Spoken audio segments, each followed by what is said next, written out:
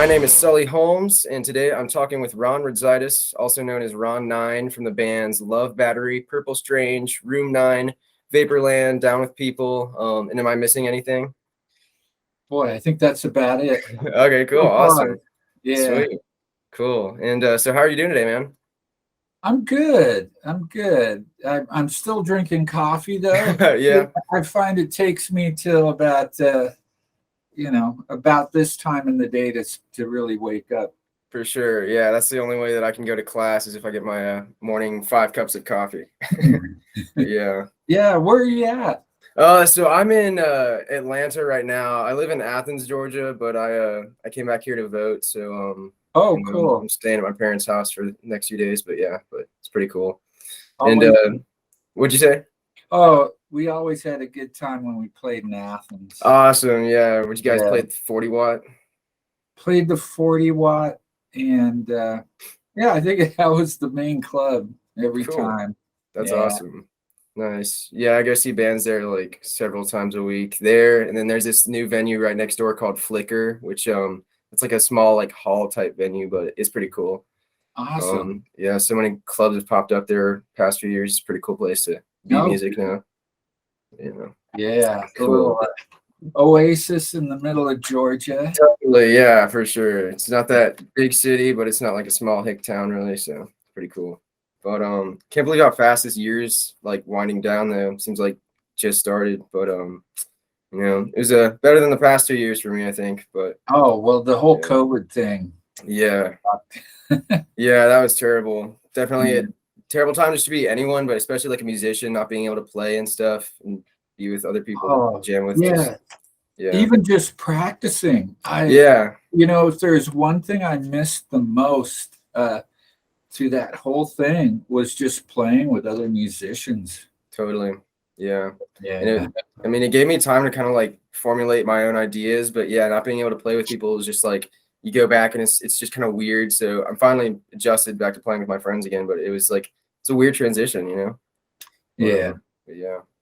Cool, awesome. Well, yeah, I'll tell you. So I guess I discovered Love Battery back in like January 2019. I remember I was walking downtown Atlanta and you guys were like recommended to me on YouTube or something, and it was Between the Eyes, that album, and I just loved the tremolo effect you guys had on Between the Eyes, the song, and I was just like, I never heard any other song, especially like bands in this kind of like field that did this kind of sound. So but I remember Easter and Two and Two were like my special favorites off that album. So Oh, great.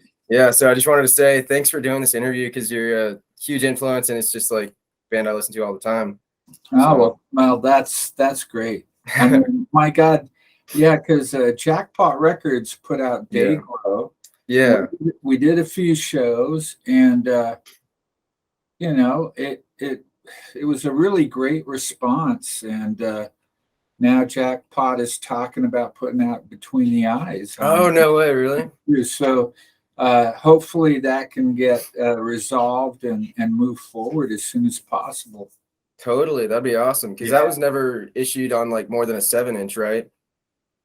Well, Sub Pop put out the CD with all the extra tracks. Yeah. And but originally, yeah, it came out on as a single of the month, 7-inch, backed with Easter, and then it got licensed to Tupelo, which put it out in Europe, and Waterfront, which put it out in Australia on an EP.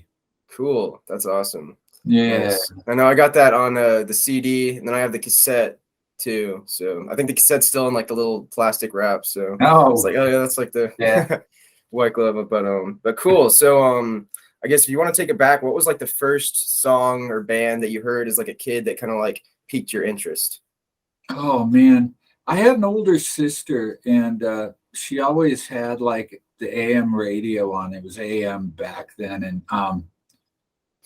so whatever was on the radio, I was digging it as a kid. And I can remember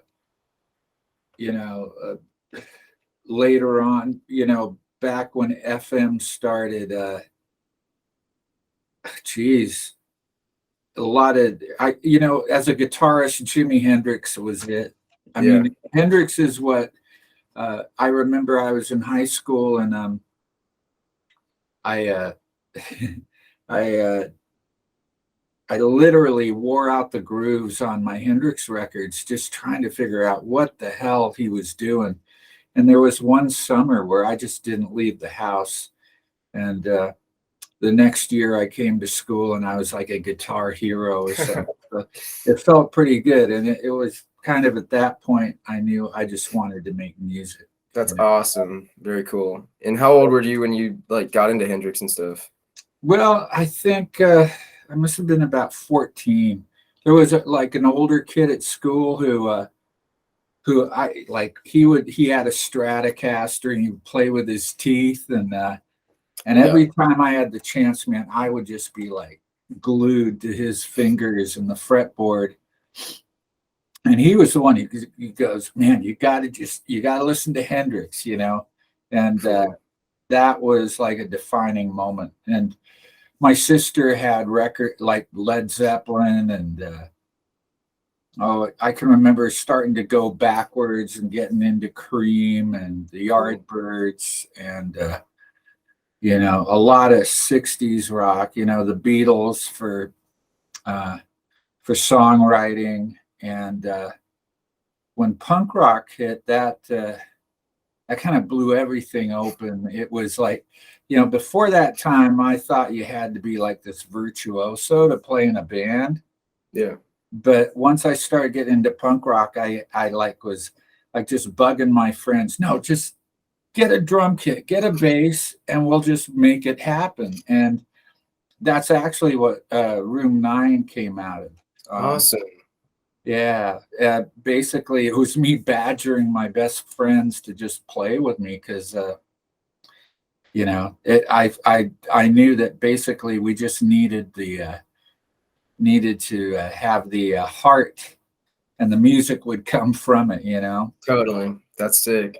So you guys were and I know you guys were one of the few bands in like the kind of 80s scene that was doing like this psychedelic music in Seattle. You know, like a lot of the other bands were kind of doing the post-punk stuff, but you guys were like taking it back to 60s. You know, it's funny because I was really influenced by the Paisley Underground in L.A. and like the Rain Parade. There were a few other bands. Oh, geez. Well, Dream Syndicate, um, and you know more. Like Dream Syndicate and Gun Club. When those albums came out, they were huge. But we were just hungry to play, and we actually were a rockabilly band for a little while Oh, too. really? We could get a gig, so this one guy goes, "Hey, if you get a rockabilly set together, you can play every week. We have rockabilly night." And we go, "Really? We can play every week? Okay, cool." You know. That's awesome. That's sick. And that was Room Yeah, 9, like before you guys became Room 9? yeah. Actually, yeah. Room 9 came from the rehearsal space we were Yeah. practicing in, but I always liked 9, the name. I mean, John Lennon and all that. You know, it was kind of a natural thing. For And sure. back then, I had a friend who go, "Well, it's kind of like Ron, Room 9," you know, and it. So when Love Battery started, it was kind of like, okay, I'll take on this new persona or something. That's cool. Awesome. Yeah. Yeah. The band I'm in Athens, we like there's this practice space called Nucci's space, and we're always in either Room 9 or Room 8. But every time we're in Room 9, I'm like, oh yeah, so I like got my friends all into Love Battery and stuff. But Oh, that's that's awesome. awesome for sure. But so were you guys? I read something about the practice space being called the Beehive, and it was like a live-in practice space, or you guys just kind of stayed there? Oh, I don't know about that. There was there was a time actually in Room 9 when I was staying there, uh, and that was it didn't work after a while because you know I think we had our setup, but there'd be heavy metal bands all around us with these Marshall stacks, and I can remember just like putting in the earplugs and trying to sleep, and it wouldn't work. I can't. Yeah, I don't think we ever. we ever practiced at a place called the Beehive. But you know what? There was a lot of places, especially early Love Battery, where we kind of would practice at friends' places. So Cool. there might have been a place that I don't even remember. Cool. Okay. Awesome. And Yeah. I remember reading something Charles Peterson, the photographer, wrote, and it was like called the Room 9 House, and he said that like you guys lived there with Dan Peters and someone like Ed Fotheringham at one point or something like Oh that. yeah. Well, it started off. I lived there, and then Room 9 would practice in the basement, Cool. and then Scott from Room 9 moved in. And by that time, it was like every weekend we had people knocking on our door because we almost always had a party. Yeah. And if there were bands playing next door, there was a place called the Rainbow Tavern that was literally next door. And so a lot of bands would just come over like before they're set and hang out. And eventually, Charles moved in, and then it became, almost like all sorts of people. I met that was a really good time. That's A lot, awesome. and I remember Mark Arm was Charles' best friend, so he was over there all the time, and um, Ed Fotheringham, all those guys. And eventually I did move out, and I remember Dan Peters moved in, and it wasn't long before that place got trashed. I think Yeah. there's there was one final party where people were like literally busting up the railing for the stairway and throwing it in the fireplace and shit. Damn, that's crazy. That's Yeah. hilarious. Yeah, there's this house in Athens called I don't think it's got a name right now, but yeah, they got like a skate ramp in the back, so everyone's just like out there skating while the bands are playing next to it. And but yeah, there's always just some giant fire that's like you're afraid is gonna catch everything on blaze. But no accidents yet. It's been shut by the cops like several times I've been, but they haven't like cease and desisted yet. So hoping that Yeah, keeps going. we were so close to the rainbow, and it was the U district. And if like if there wasn't a riot outside, the cops would pretty much leave us alone, Oh, cool. And so yeah, it was a good time, and it was I was living there, and I got a job through Bruce Pavitt at Muzak, and then Bruce started hanging out there and met Mark and Charles, and of course Mark got a job at Muzak, and uh, Charles had this party once where he put up these huge, uh, you know, prints of his photos. And Bruce later told me, he goes, I was looking at Charles' photos and thinking of Green River, and I go, that's the image for Sub Pop. Oh, cool. Nice. Yeah.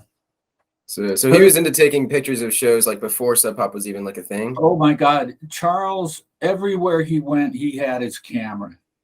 It didn't matter. He was originally, I met him because my ex-wife had roommates who worked at a little magazine called Auto Trader, and Cool. Charles was the guy who'd go out and take pictures of the cars for this little, magazine. And but ever since I knew him, he always had his camera with him, and Cool. so I can imagine the kind of stuff he has that he probably has forgotten about. Yeah, totally. Um, It's like I haven't really seen many photos of like Room 9 playing necessarily, so I'm sure he took a lot of you guys. But He's got a few of them.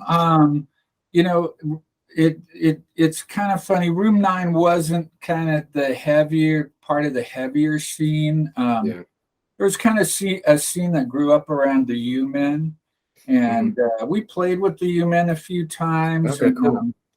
But that was inevitable because there was just so few clubs, and yeah, it Room 9 kind of was a great experience, but I realized we suffered from oversaturation in such a small market. Yeah. We literally accepted every gig that was offered us. Yeah. So we were playing every weekend in these little places, and sometimes there'd be no one there. And we actually got offered a few record contracts, Damn. but shit always seemed to fall through. And by the time we were kind of, Scott and I, who were, it was kind of our brainchild, were really getting burned out on the whole thing. That's when Bruce started Sub Pop, and he asked, I was working at Muzak, and he said, "Hey, Ron, if you record a song, I'll put out a single of the month." And I'm going, "Fuck yeah." Cool. That's sick. And so that was Between the Eyes. And that was a song I think I had originally written while I was still in Room 9. And when I first met Jason Finn, who was our original drummer, it wasn't Dan Peters. Oh, really? There's so much misinformation on the internet. Totally, yeah. Jason and I jammed with another friend, and then we went to his house, and he had already had Kevin Whitworth and Tommy Bonehead living there. And so, it was just me practicing with the housemates, and Between the Eyes, and I think Side with You, and a few others were like the first batch of songs I brought in and we worked out. Cool. And the thing about Between the Eyes is I had an old a twin reverb, a 70s twin reverb, and for whatever reason, the tremolo was really slow and deep. And literally that's the slowest setting with the most intensity turned on that twin reverb, and that was the tempo for Between the Eyes. It was just a real happy accident. Cool. Nice. Yeah.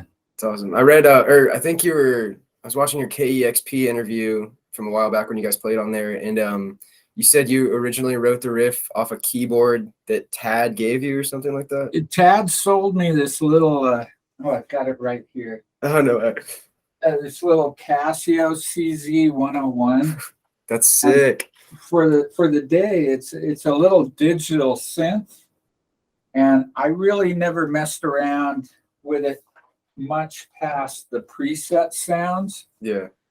But I can remember I would try to write stuff on the keyboard because, when you play guitar and you've been playing for a while, things are just more automatic than, creative.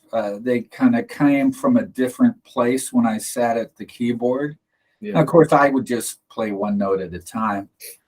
But I came up with that riff on the keyboard, and then originally I thought I was thinking the Wipers originally, but then it was the tremolo idea came because I was really into the song "Help You Ann" by the Liars. Are you familiar with that one? I have not heard that song before. No. Oh, if you get a chance, listen to it. Totally, I'll check that out. Yeah, the Liars were from Boston, and it has a really fast tremolo. Cool. And then Kevin remembers we were like driving around one day, I think during practice on a beer run, and How Soon Is Now by the Smiths came on. And I think that's what gave us the idea to slow it down. Cool. And we, once I can remember that first day we tried it and we hooked up, and it was just like magic. We go, shit, really? This is it, That's awesome. Cool. Yeah. Very cool. Because I know anytime working with like tremolo or a delay thing, you got to really like play it right on beat. So that's really cool to hear that you guys did that kind of like first time. It was, not perfect, but when we recorded that, Jack was like, okay, tell you what, let's record it without the tremolo, and then we'll try to dub it in. And we're going, Jack, we play this live, Yeah. it'll be okay. And we got it second take. So No way. yeah, it was very spontaneous. And yeah, I remember mixing it down. That there, like, you could just feel that there was something special about that. Totally. That's awesome. And then what was it, like 1994 REM puts out that album Oh Monster with yeah, that Crush with Eyeliner, and it's like the exact same like chord progression, almost same like tempo. it's a different chord progression. Yeah. Honestly, it's but you know what? Uh, I love REM, and that was like uh, imitation is the sincerest form of flattery, right? Totally. And because those guys have been such a huge influence on me, um, to have that happen was pretty amazing, Very actually. cool. Nice. That's sweet. And you Yeah. think they had heard that, or that was just kind of a random? Oh yeah, I actually I was at Peter had a barbecue at his house in Seattle when he lived in Seattle, and I used to see him a lot around. And so I actually heard it for the first time at his house at this barbecue. Yeah. But he was really ingrained in the Seattle scene back then, and that was when REM. I think they recorded Adventures in Stereo in Seattle around that time. Right. Yeah. He married the woman who started the Crocodile Cafe. No way. I didn't know that. That's very Yeah, cool. Nice. yeah. And did they play with Young Fresh Fellows or Scott McCoy or Oh somebody? yeah, Scott McCoy played with him, and Ken Stringfellow from the Yeah. Posies did some tours with them. Um, so and Bill Rieflin, who I think he originally played in the Blackouts, played Oh in yeah. Free, and then moved back to Seattle. He played drums with them. Right. I remember. That's crazy. Yeah. Yeah. Unfortunately, he passed away a few years ago from Um, cancer. But yeah, it's pretty cool. They were well ingrained in the Seattle scene, and so that was really cool. I think they were really supportive of everything. totally. That's awesome. Yeah, Yeah, because I know yeah. they like influenced a lot of those bands. Like all the bands have like we have the REM. I think Oh my, Murmur especially like yeah. And yeah. and even if you didn't like their music, you had to admire their indie sensibilities. Totally. Yeah. I know. I think what was it? IRS Records was operated out of Wuck Street Record Store somewhere in Little Five Points part of Atlanta or something like Oh, that back in the okay. day. But yeah, that's cool. But yeah, so you mentioned a few minutes ago that you were working at Muzak with Bruce, Tad. Didn't who else like worked there with you guys? I heard like Mark Arm Oh, worked there or something. Mark Arm, Grant Ekman from the Walkabouts, Oh, okay. Chris Pugh from Swallow. Cool. At different times, there was a bunch of other musicians working there, and Craig Montgomery, who went on to be the sound man for all these bands, and in particular Nirvana. Yeah, it was quite a melting pot. And, Cool. right about that time, uh, you know, Green River had broken up after Bruce put out, I think, Rehab Doll, I think, was the first thing on Sub Pop. And Yeah. so, like, Mudhoney was just getting going, and those guys were those early shows were just nuts. Yeah. You could sense this energy, and then that energy had an outlet with Sub Pop, and it just kept growing with the help of KXP, who used to be KCMU, the radio station. And Yeah. I can remember there was one point there where this was after a couple. Mudhoney had put out an EP and an album, and I think Nirvana had put out Bleach, and Tad had an album, at least maybe even a couple albums. But all of a sudden, it's like, where are all these people coming from that are showing up for these shows? Like, Yeah. because it used to be the same musicians watching the same bands, and so, you could tell something was happening, and, no one had any idea, Yeah, what for would sure. happen, but it was pretty cool to look back and be a part of. Yeah, such a huge like pop culture explosion. It's really Yeah. cool. Yeah, so yeah, I always heard that like Sub Pop was a label, but also like more of a marketing, like just giant marketing thing for all these bands. Yeah, those guys, they had a great vision. I remember Bruce talking about how he admired Motown Yeah, because it was all local Detroit acts. They recorded in the same studio. They kind of had that continuity, and I guess, and I heard through Daniel House, he really liked the look of Blue Note Records, their album covers. yeah, So he already had an idea for the sound and look, and the marketing, the whole thing where Tad was the lumberjack with the yeah, chainsaw and stuff. That was pretty brilliant. totally. So anyway, it's you got to really admire those guys for that ability. For sure. That's awesome. Cool. And it would have been around that time that yeah, Love Battery formed. And Love Battery is definitely like heavier, more distorted than Room 9. Was that more just because you guys had like a new band, new members, or was that kind of just like influenced by all the other bands getting a bit heavier towards like the Yeah, late 80s?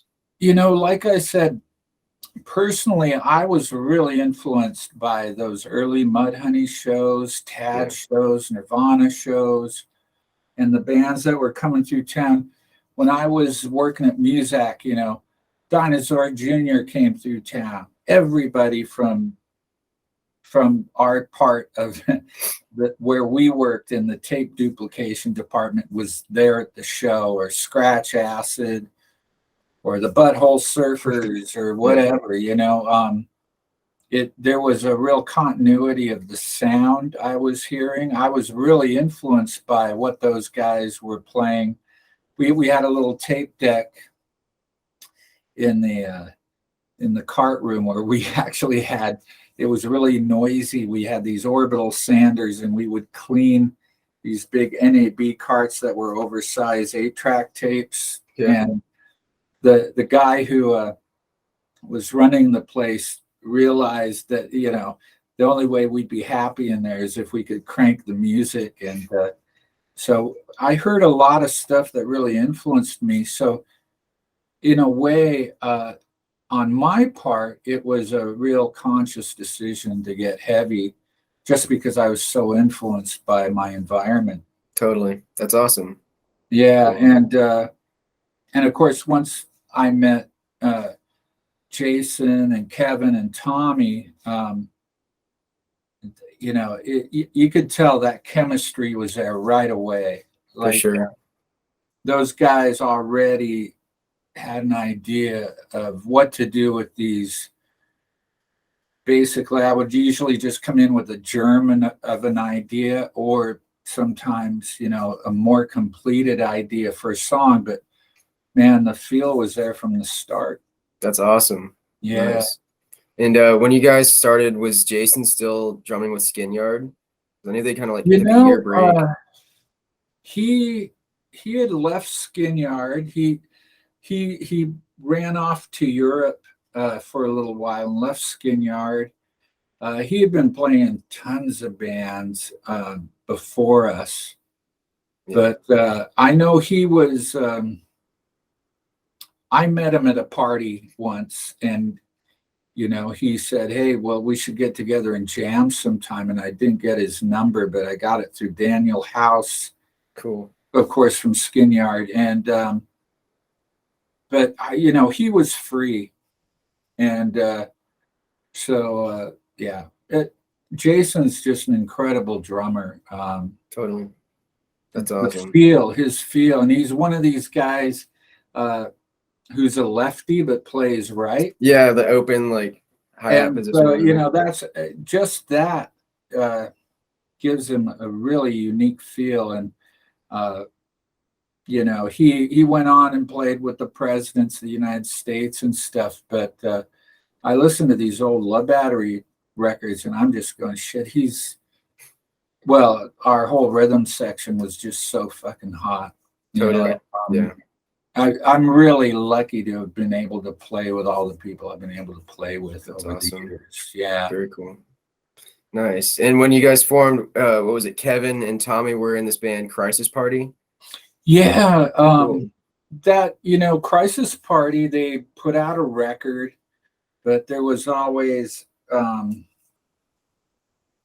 more than one person in that band whose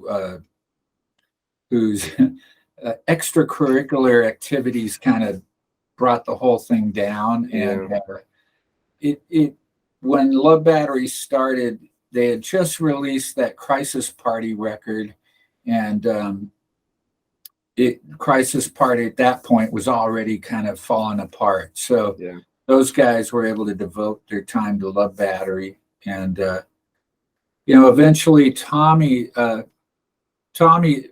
also an amazing skater. Oh, really? Cool. He's in the Jack Skate Club, and I remember going to see those guys playing skate hockey in like this parking lot where they used a crushed beer can, and they were on their boards playing hockey, and it was just like amazing. That's awesome. But he wouldn't show up for practice, and yeah. So we got Jim, and Jim is another amazing musician. Brought us another notch, and that nice. Yeah, we were pretty. Like I said, I'm pretty lucky to have played with such great musicians. For sure. That's really cool. Nice. And because Jim was also in the U-Men, right? Yeah. So was that like a bit intimidating having him join the band, since he was kind of in like this, rooted band in the scene back then? No, it actually was great. Cool. I was able, I like the U-Men, and Jim is an amazing musician. He has an incredible ear, and me and him, he's been in the latest incarnation of Love Battery, especially because Dayglo was re-released. And me and him will just talk about music, and he'll turn me on to artists, and he'll show me stuff on guitar that's more jazz oriented and stuff that he's a great musician. Cool. You listen to him and Jason just really pulled it out for Dayglo. For sure. Yeah, that record is amazing. Yeah. Did he? Yeah, just the rhythm section is incredible. Yeah, totally. That's awesome. Did he bring any like U-Men ideas that they never used to practice at all? Not that I know of consciously, but I got to tell you, the parts he came up with, pretty much I would bring in most of the song ideas, and then we would literally just work our arrangements out.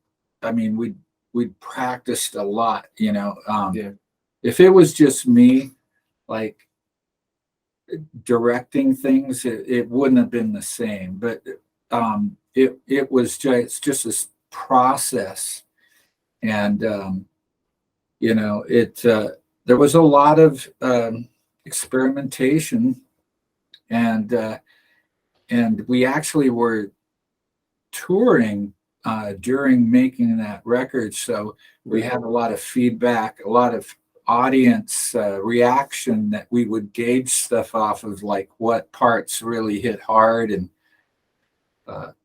that's why we kind of have all those kind of psychedelic jam bits. Totally. Yeah. That's awesome. And does it feel like it's been 30 years since you put that record out? I'll tell you what, Uh, God, I made the mistake of around these shows of also playing a couple gigs in Purple Strange and then doing this Cramps tribute night. Oh, And I cool, nice. think I stretched myself kind of thin, and I found myself really lacking on the lyric part. Yeah. I had to have a cheat sheet, and Mhm.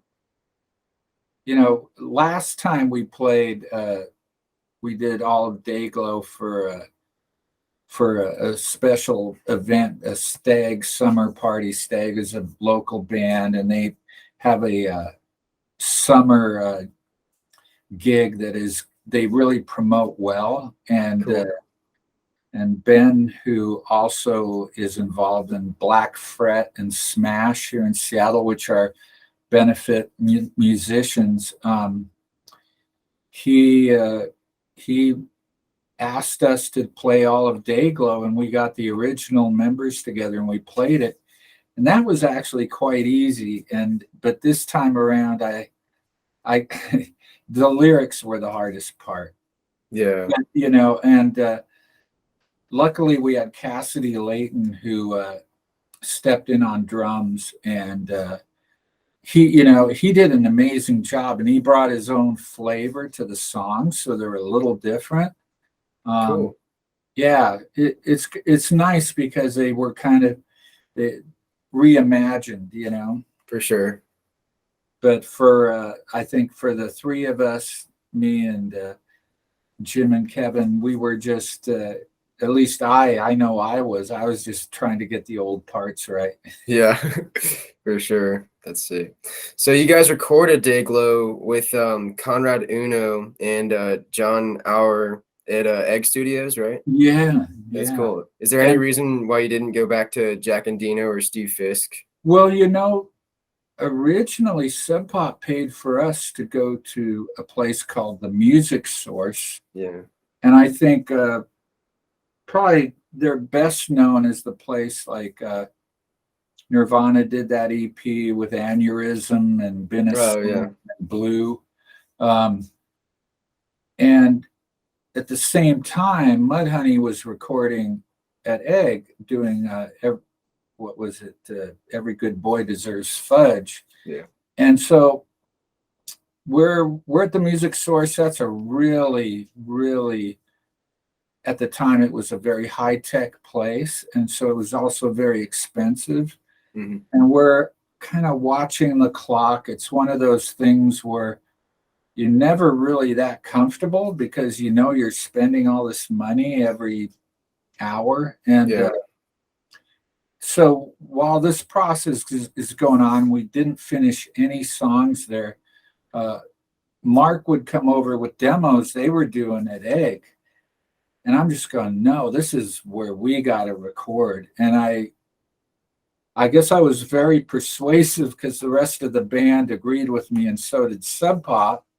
Mm-hmm. And we just started over at Egg. And man, it felt like such freedom.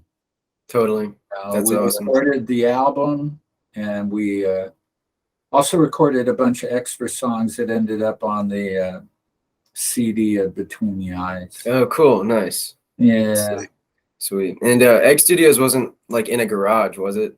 Actually, it was in Conrad's basement. Oh, cool. That's sick. And so, it was much more relaxed, and it was kind of unfinished, drywall that wasn't finished, and he had a little control booth, and he had this old soundboard that apparently was from the same studios that Creedence Clearwater Revival recorded at, and so it was a very unique sound, and it was really cool. That's awesome. Nice. Yeah. And so you said that Mudhoney was recording their album there, and I know that Conrad was more like used to doing the kind of janglier albums. So were you guys kind of some of the more like rockin' bands that he first kind of like recorded? Oh yeah, well Conrad, he could record anything. He actually he was telling us that there was several reggae artists that he worked with. I mean, Yeah. Cool. But yeah, the Pop Llama bands. I mean, Pop Llama was pretty much his label, I think. Yeah. But the Young Fresh Fellows, the Squirrels, and a more lighter lyrical content, but still very melodic. Uh, and yeah, Mudhoney started recording there. I don't know why, but I just remember hearing those Mudhoney demos, going, "Oh man, it was all about the feel," Totally. And there was a little bit of lo-fi too that kind of appealed to me, and yeah, it ended up being the best thing. And Conrad recorded all of it, and then John Hour came in, and because we started mixing, and there was a lot of butting of heads between what the mixes should sound like, and Conrad goes, "All right, I can't take this fighting anymore. I'm going to call John Hour. Is that cool with you guys?" And we go, "Oh yeah, yeah." And so John came in and finished it up. And John, uh, John's an amazing, talented guy who had like already recorded the first Posies album, Right. Yeah. in a basement, and so and he was very sympathetic to our sound, and yeah, and Awesome. that was right about the time they were doing Frosting on the Beater, so Yeah. everything kind of came together. Very cool. That's awesome. Is there any particular track off Dayglo that you're like most proud of? Wow, I gotta say they all capture a time and place and a feel, Totally. and I I know when we did Out of Focus, there was that same feeling of with Between the Eyes. We were going, "Oh yeah, this has got like the groove is there, the feel is there," and so I remember that one really capturing at least my passion early on. But looking back, uh, I'm actually pretty happy with the whole damn thing. We took a lot of chances with the mix, and I would probably make it a little cleaner these days than it was back then. But again, it captures the time and place, and I just was so into guitars being turned up, and For sure. so it is what it is, and yeah, Nice. I pretty much like the whole thing. Totally. Yeah, it's great. And that new vinyl repress just sounds amazing. It's really Jack did a yeah. great job Totally. of mastering. Yeah. Sounds awesome. Cool. And did you guys know that this would be your last album with Sub Pop? Or I mean, sorry, never mind. You guys, the next album would be Far Gone, and that was the last one on Sub Pop. Yeah. What was the recording like for that one? Was that one like? Well, it started off really cool. Michael Beinhorn actually approached Sub Pop and wanted to work with us. Yeah. And gave me the impression that we would be able to pursue our musical vision. Unfortunately, things took longer than expected, and well, it was really great. We got to go out to New Jersey, and work in Lenny Kravitz's studio, and cool. It was a beautiful studio, Waterfront Studios, and we actually did pre-production in Manhattan, and so for us that was like being in Disneyland, Yeah, totally. And it's a really great recording, but then because of certain circumstances, we only had one day to mix it all. Oh, really? And I was just like, I wanted, you know, kind of, I had already had this idea of what it should sound like, and Beinhorn had his thing worked out. He wanted it to sound. He told me like we were playing in CBGBs, and I Yeah. was like, "Oh man, CBGBs is like a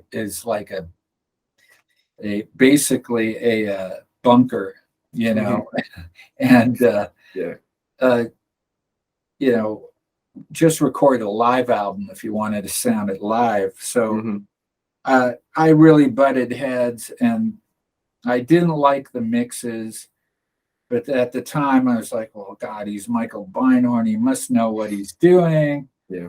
And then I find out later, he confided, "Well, I think from now on, I'll have other people mix my albums," which he always did. When he worked with the Chili Peppers or Soul Asylum before us, Yeah. it was other people who mixed it. And then Soundgarden after us, it was Mike Wallace who did Nevermind.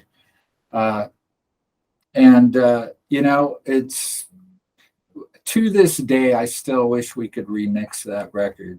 Yeah. Yeah. And so, it might actually happen. Jack's very willing to do it. And Cool. And if Jackpot's willing to like do some Love Battery reissues of these albums, that'd be pretty cool. Well, I think we haven't gotten to the point of Jackpot talking about Far Gone, but I did bring it up. And Cool. who knows? Maybe we can remix it and just offer it digitally. Yeah, for sure. So anyway, but my dissatisfaction with the sound of that record has become less over the years. I've kind of gotten used to it, and I can really appreciate the songs on there. Totally. Yeah. And one thing Beinhorn did was really get Bruce and Jason connected with the rhythm section. Totally. Yeah. Some of those drum sounds are something I don't agree with. The performance is pretty great. For sure. That's awesome. And this was the first album you guys did with Bruce on guitar, right? Or on bass? Bruce on bass, yeah. Cool. Yeah. Awesome. Why did Jim leave? Well, when you are a bunch of young guys and you're in a van for months on end, yeah, personalities start to wear on each other. And Jim wasn't a partier, and we just wanted to party. And with hindsight, would I do stuff differently with the band? I can't. It was a band decision at the time. What happened is we played in LA, and Jim stayed in LA and flew back home, and so that left the other three of us to plot on the way home to Seattle. And that's when the decision was made. And I don't know. I think Jim kept us kind of more focused on the music, but hell, hindsight's 2020. I don't know if I could do anything over or if I would. Yeah. Jim's playing with us now, and I'm really grateful for that, because awesome. It took a lot on his part to overlook that. It was a real snub to kick him out of the band at the time, and I know he was really hurt. So I'm really grateful he's playing with us now. Yeah, that's awesome. You guys got him back. Very cool. Yeah. And because I know Bruce was in Mother Love Bone, and they broke up when Andy passed. And, what happened at the time, my ex-wife went to school in Rochester, New York, and so I needed a place to stay, and Bruce and his wife Stephanie had a spare room in their apartment, and so I was roommates with Bruce and Stephanie, and that was back when Bruce was in Mother Love Bone, And then when Mother Love Bone disbanded after Andy passed away, um,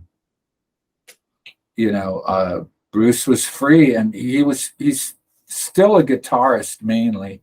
But I said, why don't you join the band on bass? And that was, I still, Bruce really pulled it together on bass too. Totally. Yeah. I listened to the parts he came up with on Far Gone and Straight Freak Ticket and Confusion a Go-Go. And there's some great stuff on there.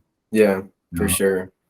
But it's funny since, at one point, he just sold all the bass gear, and now he's playing mandolin. Oh, really? For bluegrass. He sold a few of his guitars. Yeah. And bought a really nice mandolin. So, that's awesome. Yeah. Cool. Sweet. And did you guys know that this was going to be the last Sub Pop record, or had you guys kind of talked about moving to a major label? Seattle was once Nevermind blew up.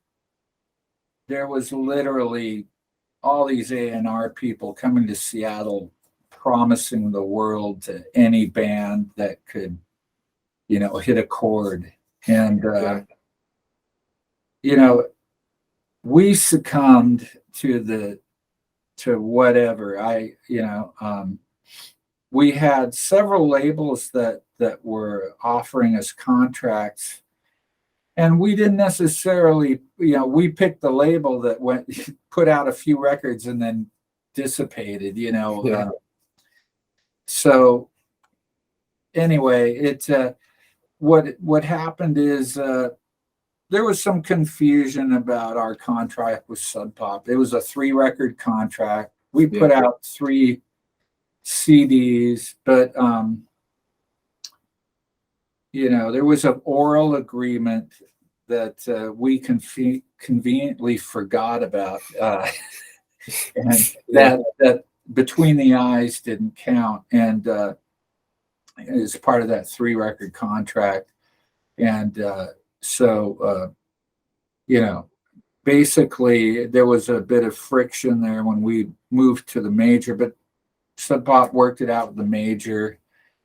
And at the time I was totally into the music. We had a manager.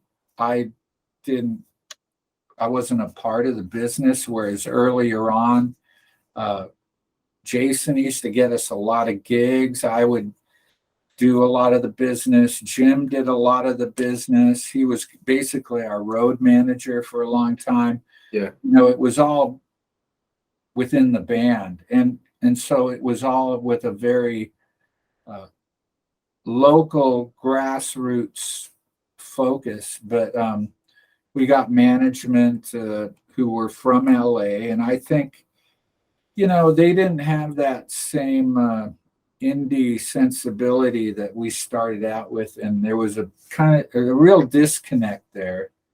And once we lost our major label contract,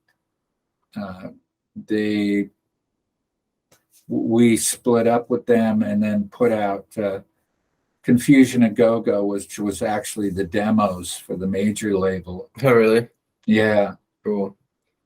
So that's cool because they kind of went back to that old indie ethic. It was a little bit of a lo-fi, doing it at friends' basement studios and stuff. Nice. That's awesome. Sorry to sidetrack, but when did you guys film your part for the Hype documentary where you guys were playing? Oh, that was Jim was still in the band, and I can't. Well, obviously Nirvana had already blown up. I'm going to say it must have been late 92, early 93. Cool. And it was exciting. It was an exciting time. And Doug Prey, who was the director, and the guy who was behind it all, I believe his name was Doug Prey. Anyway, Yeah, I think so. yeah, we were the only band. I hope it wasn't because of our performance, but we were the only band where he actually used the studio audio, Oh, really? because he said he wanted it to be very impactful when Between the Eyes came on, because he said at that point the movie shifted into what was the post Nirvana crazy, Yeah. It kind of focused on the local scene, and but I remember that show because there was a lot of people who got interviewed on the side of the stage. Oh, yeah. Like Van from the Screaming Trees, and who gives great interview, Yeah, and totally. a few other people. But yeah, it was a good time. I actually remember that show, and I was living at Bruce's apartment, Oh, cool. Nice. their room at the time. So Sweet. And where was that show at? it was at the Off Ramp, which is Oh, now okay. El Corazon. Yeah, yeah. Cool. My family and I, we like went out to Seattle and like did a Northwest like little vacation last summer. So I got to go around and like see all those like clubs that some of them Yeah, are closed now, but it was cool to see like the ones that were still around and stuff. So yeah, I clubs like the Vogue, yeah. they had Wednesday nights were kind of like Sub Pop night, Oh, and cool. I can't believe all the bands I saw there. That I remember seeing Alice in Chains there Yeah. before they had their record contract and stuff. I mean, let alone all the Sub Pop bands. Hmm. Pussy Galore, White Cool. Zombie. Oh, nice. That's awesome. Yeah. Sweet. Yeah, I just saw John Spencer and his Hitmakers band like a few weeks ago. They killed it. It was really cool. Oh yeah. God, Yeah, he's awesome. for sure. Super intense stage presence. Yeah. Cool. Awesome. So then after Straight Freak Ticket, you guys put out the last Love Battery album, Confusion on Go Go. And why did you guys not go back to Sub Pop? Was it because of like the kind of Oh, contract it thing? wasn't Sub Pop. Actually, it was CZ. Yeah, yeah. Yeah. Well, we had these demos. We had enough for a whole album plus, and originally it was going to come out on a label that was run by some friends of ours. They were in a band called Flake, Cool. and I spent a lot of time trying to make a tour where we could go down the West Coast and play South by Southwest, and then come back up to Seattle. And Yeah. we played two shows with Flake, and basically we rented a car for Love Battery, and we were sharing gear in the Flake van. And one of the guys in Flake who owned the van quit the tour, and that was the end of the tour. Oh, dang. Really? Yeah, it was kind of a drag, and I just go, well, we're not going to put our record out with these guys anymore. I don't trust it I trust it as much as I trust that tour finishing now. So Yeah. I just said, I talked to Daniel. I said, Daniel, we have this record. Will you put it out? He said, sure. Cool. Nice. That's awesome. Yeah. Because with Sub Pop was kind of like on the brink of they're always like going out of business, but were they kind of like honestly going out of business around that time too? Well, actually, it's funny. The week we signed the contract before Dayglo got put out, the local magazine called The Rocket Yeah. had a picture of John and Bruce on the cover, and it said Sub Plop question mark, because they were running out of money. Mm-hmm. So they've been going out of business for a long time, and but they got a distribution deal eventually, I think through Warner Brothers. Cool. And yeah, I mean, I gotta admire their longevity and picking bands that that are still real relevant, Totally. Yeah. new genres, and even the bands that I'll discover a band on streaming services, and then I'll look up, and I'll go, oh, this is great shit. There's like this guy Morgan Delt. I don't know if you've heard of him. I haven't. I'll have to check him out. Very very psychedelic, cool stuff. And then I was like scrolling down, looking at the label. Oh, Sub Pop. Cool. No, that's awesome. So there's apparently they're still thriving, and that's awesome. Totally. Yeah, that's really sick that they're able to do that. Yeah. Sweet. Cool. And that last record, you guys did actually have Dan Peters drum on there, right? Yeah. Okay. Dan had been he is. I knew Dan back when he was, Room 9 used to play with his old band Bundle of Hiss. And those guys, we all had this the same love for Joy Division at the time. And so we played a bunch of gigs together, and so I knew Kurt and Dan, and so and Dan and Kevin, they married their wives one night on a whim. They flew to Las Vegas and all eloped, and so there's always been a close connection. And at the time, I think Mudhoney was on hiatus or something anyway. Yeah. But he couldn't tour with us, so Michael Musburger toured with us from the Fastbacks, and Michael's a great drummer too. But and actually, he's on a few of those songs. Right. Yeah. Yeah. So.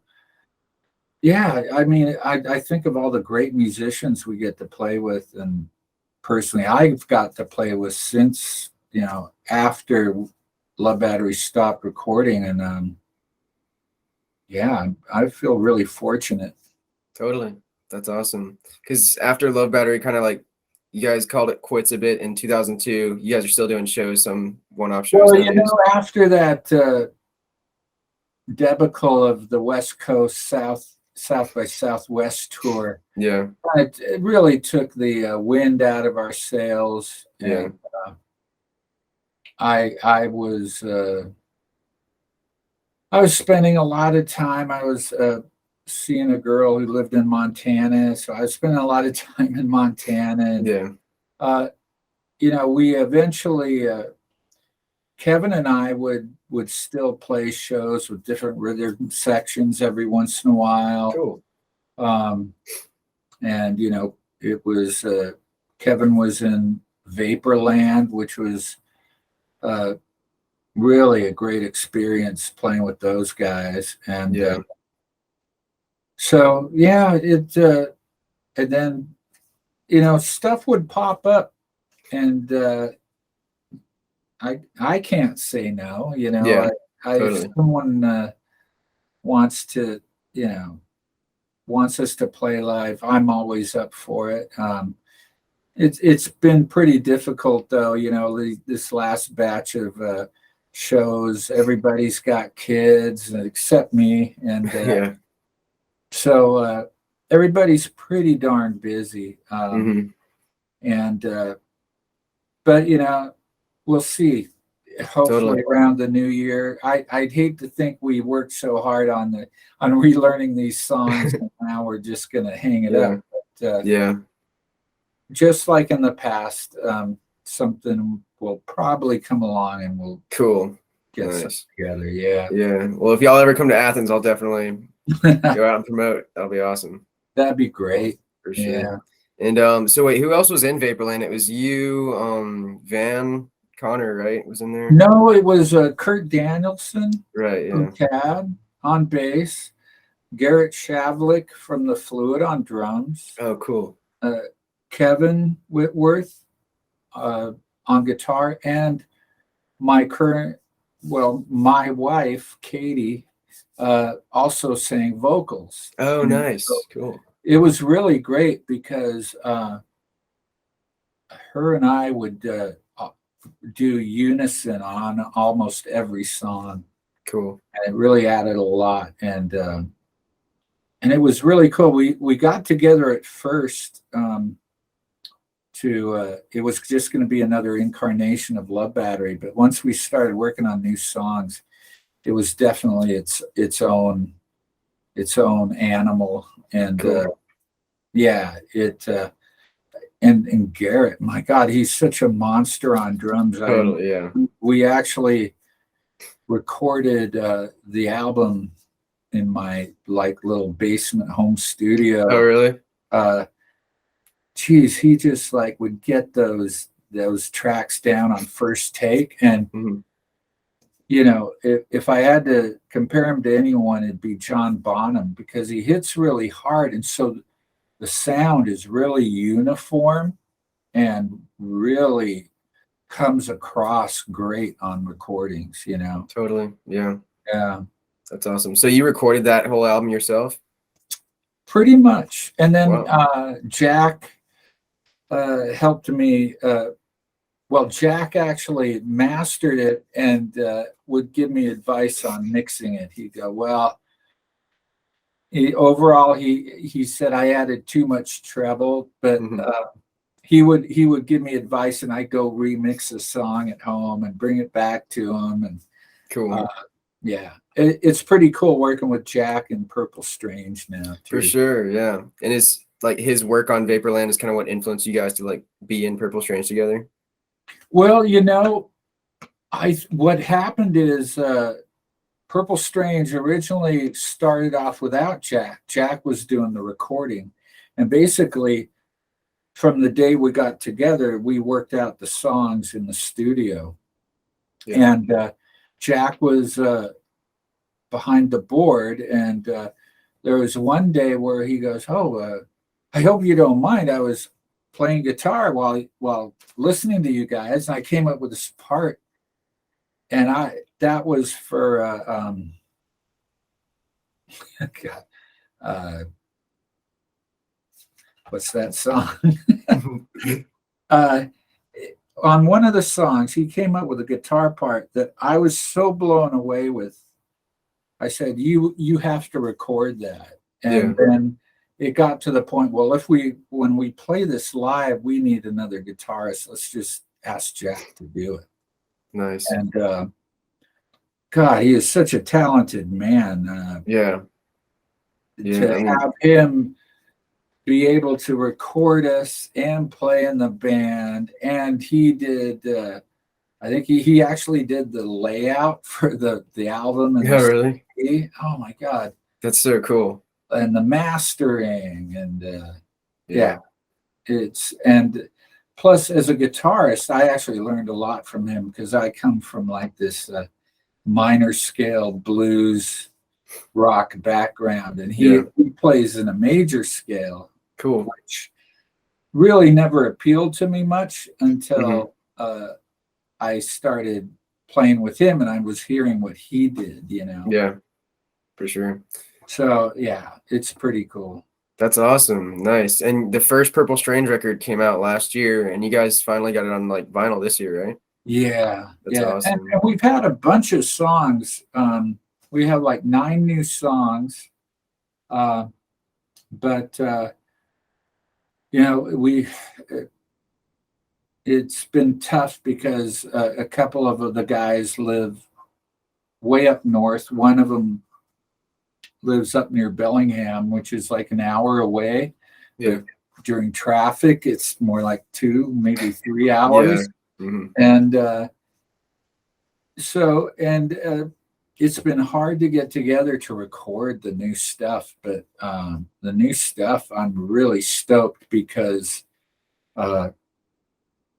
it's really different than, well, it's the same in that it's the same people playing it, but I think once we get this stuff recorded, it should make a big impact, especially with the first album as an introduction. Yeah, totally. So we're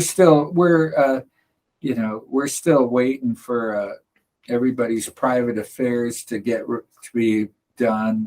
One of one of our guys is his mom is in hospice, so he's down in California, and you can't. So we couldn't record without him, and that's so. Once stuff gets resolved, we'll. That's what we're focusing on, and Cool. And I've got a bunch of songs that I wanted to like. Down with People has a bunch of songs we haven't released, and there's even some Love Battery songs that really we worked out but never recorded. And I've got this grand idea of getting Down with People, the current incarnation of Love Battery, and maybe something else for these other songs, and getting them recorded and releasing something. I don't know what it'll, if it'll be one band or a bunch of bands with just me, the common denominator. But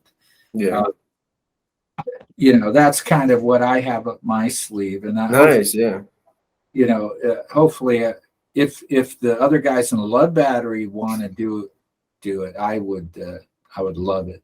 Sick, yeah. That sounds like a really cool idea. Yeah. Sweet. So maybe after the new year when things settle down. For sure. Cool. I was gonna ask you, how did you? So I read that like your amps were all glowing purple one day at the Purple Strange practice, and that's how you guys got your name. Like, what was that?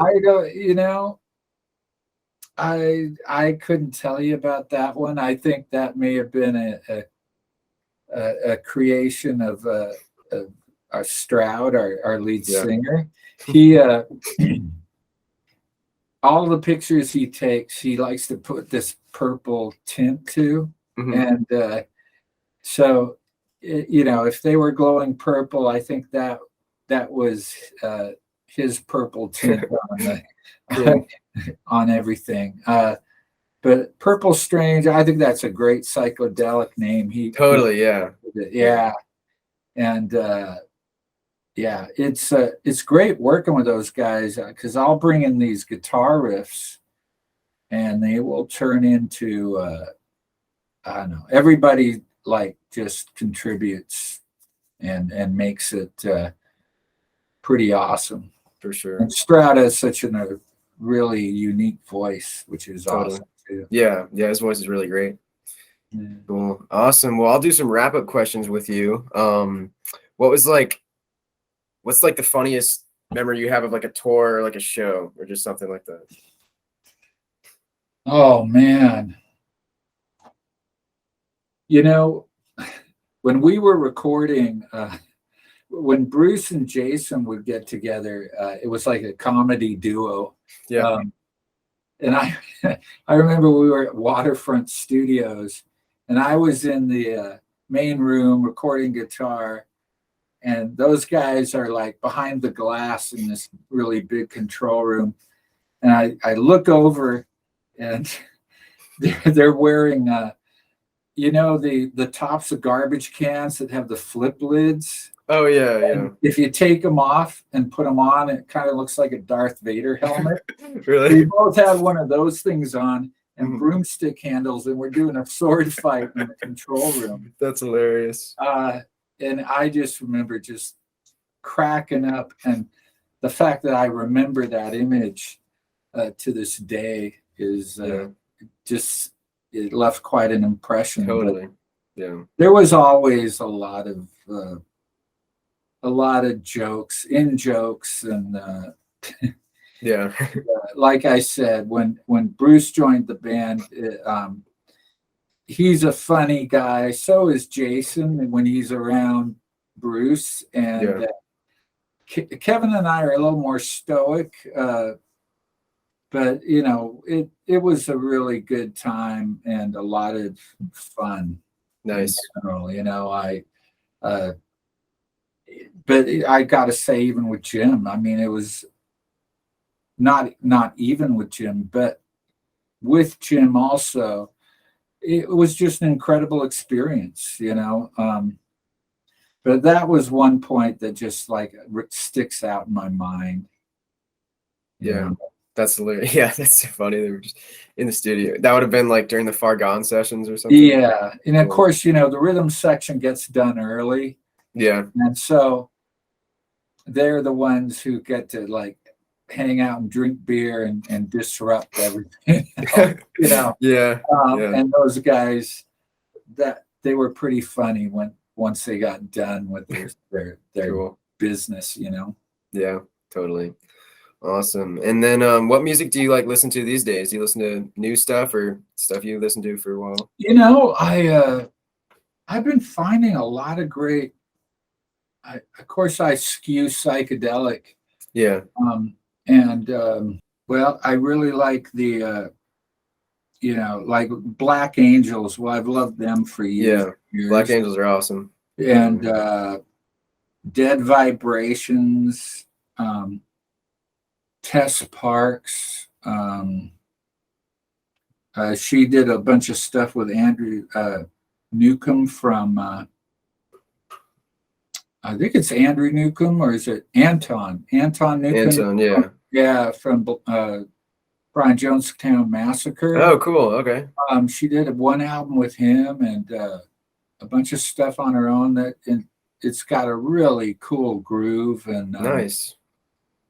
That's sick. like I said, let me see where's my wife and I were going to go see Kristen Hirsch. Oh, yeah. You know, tonight, but Mm. she canceled her gigs Oh, dang. north, and she canceled Portland last night and Seattle tonight. I think she got sick because it's Yeah. pretty chilly over here. Yeah. And all right, I'm gonna have to look at my playlists. Cool. Yeah, or if you want to like send me those playlists, I'd love to like check out some of these bands I don't know. Let me see the well, geez, I went and saw Guided by Voices. Oh, really? Now, I've always loved Guided by Voices, but after seeing them this last time, I think it was last March, and they were so good. Yeah. Probably the best I've ever seen them. That's awesome. Probably because they weren't drinking as much. Yeah. That's really cool. I go through these phases, of course. Yeah. Totally.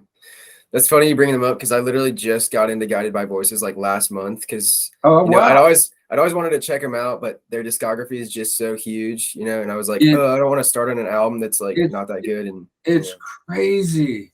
Well, okay, here's one of my playlists. It's got Black Angels, Morgan Delt, Brian Jonestown Massacre just put out a great album. Cool. Tess Parks, True Widow, Dead Meadow, Blackwater, Holy Light, Tess Parks, Night Beats, Dead Vibrations, the Dolly Rocker Movement, Magic Castles. Let's see, Black Mountain.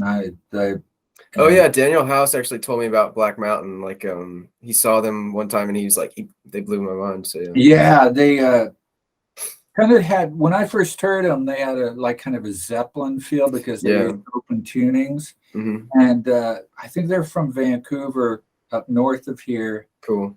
And yeah, I like a lot of their stuff. Oh, Ty Segall. Oh yeah, he's cool. Kurt Vile. Yeah, I mean, and well, those are kind of the main ones. And for sure, yeah. Those names sound really cool, really psychedelic for sure. Like, yeah. Awesome. God, my wife and I went and saw Wolf Alice about a month ago. That was really great. Cool, nice. Angel Olsen, Deer Hunter, Father John Misty. Yeah. Bands I've loved forever, PJ Harvey, Charlotte Gainsbourg, cool. Sharon Van Etten, Sufjan Stevens, Not a Surf, Washed Out, which is another sub pop band. Cool. Broken Bells, Iron and Wine. Nice. Wet Leg. Those guys they're so catchy. Yeah. You can't help it. Yeah, yeah, yeahs. Yeah, if I kept digging, I could keep coming up with names. No, these are cool. Yeah, I'll have to check some of those out because yeah, I don't know some of those, but yeah, that's But awesome. what's great, when back in the day, you had to go to a record store, and if they let you play the records, or if you heard a record in the store and you dug it, or KXP, which used to be KCMU, I'd hear so much stuff. Yeah. That I'd have to run out and buy the record. But now with this streaming service, it's kind of like I have to, it's not so much what I run into accidentally. Yeah. I have to look for it, and but that's cool too. Yeah. Kind of like digging through the crates, only Yeah. digging For through sure. the digitization. Yeah, I know. And it's so cool because you got this just huge library that just like branches out. Like, I mean, I found so many just bands that I never would have probably found otherwise through like sites like All Music, where they just list like, oh, this is this band, and here's 20 that sound influenced by it, and 20 that were like that influenced the band that I was looking for. And it's just like, whoa. So now all of a sudden you're Yeah, just like hearing all these cool bands, and but yeah, really interesting. But I'll have to look that up. I've got I you know I've been a sucker for Amazon. So yeah, I've got Amazon Music, and but I like and they'll do the same thing. They'll make playlists based yeah, on what you like, and hmm I'll find out a lot of stuff on there. And totally, yeah, I still listen to KXP. yeah, yeah. Uh, geez, their live sets are so cool. Yeah, totally. I like that studio they got with all the lights in the walls. That's just like super Oh nice man, the new venue. Yeah. place, Yeah. was associated with Paul Allen's, Experience Music Project. Oh, really? Cool. So they have all the latest, greatest gear in there. Yeah. Um, it's really nice to see them get the. I can remember going up there when my friends were DJs and hanging out when it was on the UW campus, and it was like 40 watts or something, but still, Yeah.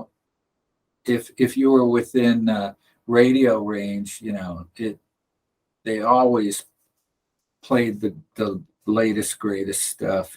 Totally.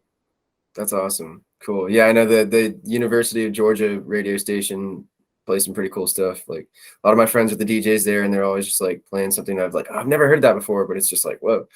So Yeah, pretty I, cool. I have friends in there, and I'd go in, and they just let me pick all the songs, That's awesome. in the day. Cool. Nice. Yeah, and support the radio still. It's like a majority of like the radio stations that used to play cool stuff in Atlanta are now just like not really, it's just like all Yeah, the mainstream stuff. But college radio still has some good stuff. But yeah, yeah, they do. cool. Awesome. Well, I know you mentioned like a couple things. Is there anything that you'd have done like differently throughout like your musical career? I can't say I would, because I learned from it all. Yeah. But, and realistically, I can't go back. And every time I think about, would I change this? And then I think about it and I go, well, maybe I'd change it this way or that way. And eventually it becomes a futile exercise in Yeah. reliving the past. Mm-hmm. And so, I'm just trying to make the most of the present. Totally. That's Yeah. awesome. Cool. And is there the typical question, is there any advice that you would give to like people pursuing music, not just as a career, but just as like something to do? Well, stick to what moves you. Don't try to be satisfying anybody. Don't try to satisfy people that you think will get into it, or what might get you further in your in commercially or whatever, because ultimately when you create from the gut, from the heart, as opposed from the mind, people can tell. And if you're trying to hit a target and it's not natural, it's just not going to come off anyway. And same with when you're recording. If you nowadays, you have a studio on your laptop, and so a lot of people can get the sounds that they want exactly with enough experimentation, and that's huge, as opposed to going someplace that costs $1 million and you're never really happy with it, Totally.